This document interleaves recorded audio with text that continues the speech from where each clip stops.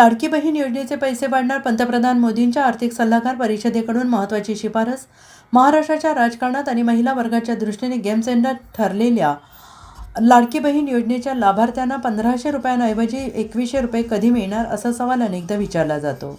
महायुती सरकारने लाडकी बहीण योजनेचे पैसे 1,500 रुपयांवरून 2,100 करण्याचे सुतोवाच केले होते. या संदर्भात आता केंद्रीय पातळीवर एक महत्त्वाची घडामोडी घडलेली आहे. लाडकी बहीणसारख्या योजनांच्या रकमेची वेळोवेळी समीक्षा करण्याची गरज आहे. महागाई वाढल्याने आणि कुटुंबाच्या खर्चात वाढ झालेल्यामुळे बदलामुळे गरज पडल्यास ती रोख रक्कम वाढवली पाहिजे, असे पंतप्रधानांच्या आर्थिक सल्लागार परिषदेने सादर केलेल्या एका शोधनिबंधात हे सुचवण्यात आलेलं आहे.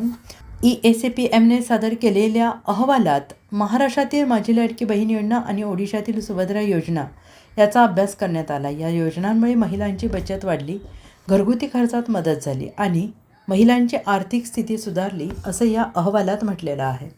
रोख मदतीसोबत महिलांना डिजिटल साक्षरता, कौशल्य विकास, स्वयंसहाय्यता गट यांच्याशी जोडले जावे, जेणेकरून त्या आर्थिकदृष्ट्या अधिक सक्षम होऊ शकतील, असंही अहवालात म्हटलेलं आहे.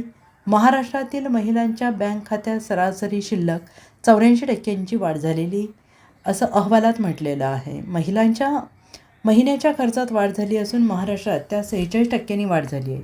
या खर्चात आरोग्य, शिक्षण आणि रोजच्या गरजांच्या अनुषंगाने खर्च होत असल्याचे अहवालात म्हटलेलं आहे. या योजनेचा फायदा संपूर्ण कुटुंबाला झाला असून कुटुंबातील इतर सदस्यांची बचत वाढली आहे, तर खर्च कमी झाल्याचे अहवालात म्हटलेलं आहे. Bureau report, SBN Marathi, Mumbai.